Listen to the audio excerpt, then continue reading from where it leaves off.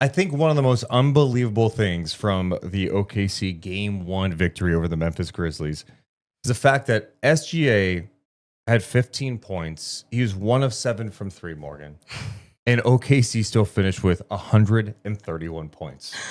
They win 131-80 over the Memphis Grizzlies in Game 1 of this series. And I got to be honest, not surprised. Not surprised because this OKC team, people can keep sleeping on them all they want. I feel like there's this portion of the NBA world who's just like, I don't know, they got to let's see how they do against like the Clippers or the Nuggets or the Warriors. I'm like, sure, I get that, but this team won 68 games. Yeah. They played awesome defense in the regular season, and what do you know? After a layoff, their first game, they came out swinging. Yeah, they looked really good right from the start. It was one of those games, too, where I think the biggest thing that I don't want to do today when talking about this game is I don't want to shit all over Memphis. I want to celebrate OKC, their style of play, the way that they kept through it. I kept saying to you, I was like, okay, when do you bench them? Like when do you take them out? And it's like you still want to make sure that they're having these learning moments even when they're up by whatever it was at the half going into the third. And it was finally like with 2 minutes left in the third, that Dagnall finally took them out and went with his other guys. But they never let off the gas, like ever. It's just not what they do. Yeah, and that's what I think I appreciate.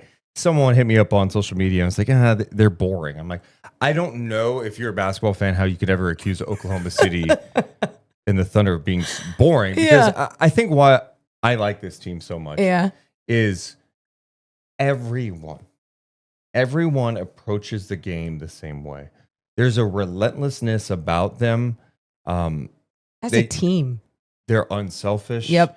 They communicate. Yep. Like, we talk about defense on a string sometimes, and it's like, it seems like such a cliche thing to say, but really with them it is. They're just like, they don't even have to like point. They're just in the right spots. They know when to switch, when to help, when not to. They are so locked in. And I was thinking back, we did a video recap after an OKC Boston game earlier this year where Oklahoma City had an amazing performance. Okay. And the things we're talking about from that game are the same things we're talking about now. And that's just what they have done. They've been a model of consistency this season. And I think the additions of Hartenstein and Caruso have just made them even better and more dangerous. It's not easy to do, especially with their ups and downs of having guys in and out of the lineup too, because of health, right? I mean, like every team goes through it, but for this team to stay not only on top through those times, but like the style of play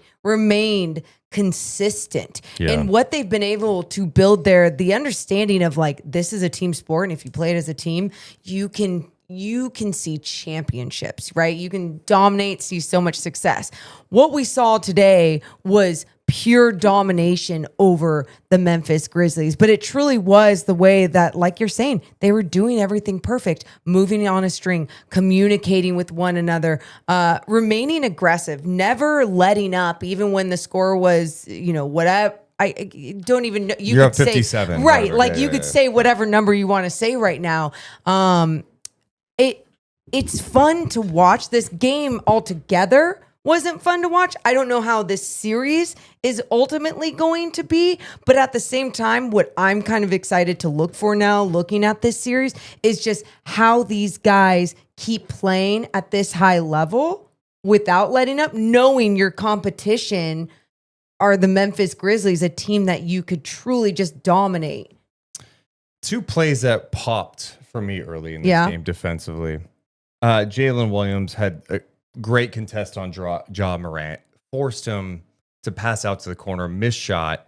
Ja Morant gets the offensive rebound. It was such a quick behind the back pass, like instantly. Great play behind the back pass to Edie, and you're thinking, oh, that's an easy 2. What a play by Morant. Mm-hmm. Chet blocks the shot. Oh my God! And you're just like, that help. And this is what they have, and you're just, it's mind blowing. I know the other play. It's a high pick and roll situation with Edie and Ja. Okay. What do you think it is? Is it the Lou Dort one? The Lou Dort play. Okay, Chet shows on this pick and roll, gives Dort time to recover. Dort falls down, okay? He falls back, plants on his hands like he is playing Twister. Oh. That's what it looked like. Twister. Then he pops back up and blocks the shot. Yeah. Insane. Yeah. This guy, I think he should be in the running. He's not even in a finalist for Defensive Player of the Year. That's outrageous to me. But like, it's not just one guy. And it's just, that's the type of effort I see all the time. And Memphis just doesn't have that same type of fight. I mean, I look at Jaren Jackson today. I'm like, Jaren Jackson, I'm sorry. You cannot have 3 rebounds today. There were a lot of missed shots. You had 3 rebounds on 2 of 13 shooting. He ends up with 4 points in this game. Bane only had 9 points, 1 of 6. But like Jaren Jackson needs to rebound the ball. They win at Edie a lot. OKC just does everything right. Yeah, you needed your other guys to step up if you're Memphis, even to have a chance. And I mean, how crazy is it that someone like Marvin Bagley went 100% from the field, finished with 17 points off the bench? You know, and okay, and I saw that talking point on social media, like, hey, maybe they start going with Bagley over Edie a little bit. I'm like, okay, I'm just gonna tell you right now, if your adjustment against the Oklahoma City Thunder in game 2 is, hey, let's get back in the series, Marvin Bagley, it's over. Yeah. Okay. Yeah. It's no disrespect, but this is what we're talking about with Exactly. what Oklahoma City does. They are a boa constrictor. They are sucking the life out of you. And it may get more challenging down the stretch, of course, when they advance in the playoffs. No doubt about it, when you're taking on some of these premier players. But I think there's like a disrespect about them right now when I look up and down their lineup, and it does not matter. We even mentioned Jalen Williams today. Jalen Williams, who missed a lot of time in March, had 20 points, 6 assists, 5 rebounds, 3 steals. He was defending everybody like he does. Like, he's in the post battling Jaren Jackson Jr. He's out on the perimeter dealing with John Morant at times.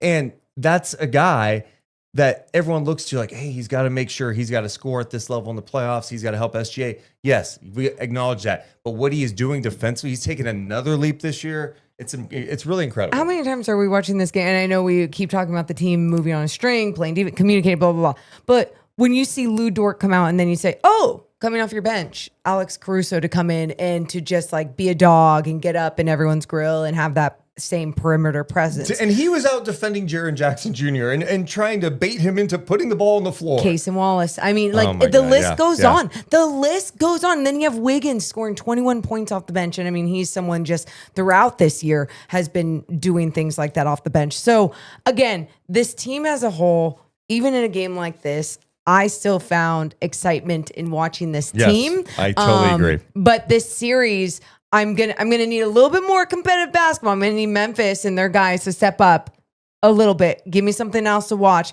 But let's see how OKC can, I guess, just keep responding when you are all the way at the top in this series.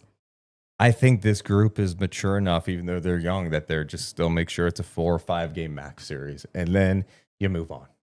And this team, and they're not going to get the love until they actually do it. Yeah. And I think everybody's waiting for them to like shit the bed in the conference finals sure. potentially, or something like, or lose, and they like, see, it didn't work. Now this team is set up for the future too. I mean, they got a guy who is an MVP candidate. They've got balance around. They've got in my opinion, one of the best coaches in the NBA. They're disciplined. They do everything right. And today was just a really impressive performance. It's not just about, oh, they beat a team by 50. I'm just seeing like how they approached the game. Correct. And it was really impressive. I'm with you. Let us know how you're feeling about Oklahoma City. Do you feel like this is their year? Or are you like some of the people out there? Like, I don't know. I mean, I think Kawhi's going to kill them. Or, hey, I don't know. Can they stop the Lakers? Let us know in the comments below. Oh. Hit the thumbs up and subscribe. Deuce and Mo. Deuce and Mo. Deuce and Mo. They tell you what they know. Deuce and Mo. Deuce and Mo. Deuce and Mo. The podcast that you know.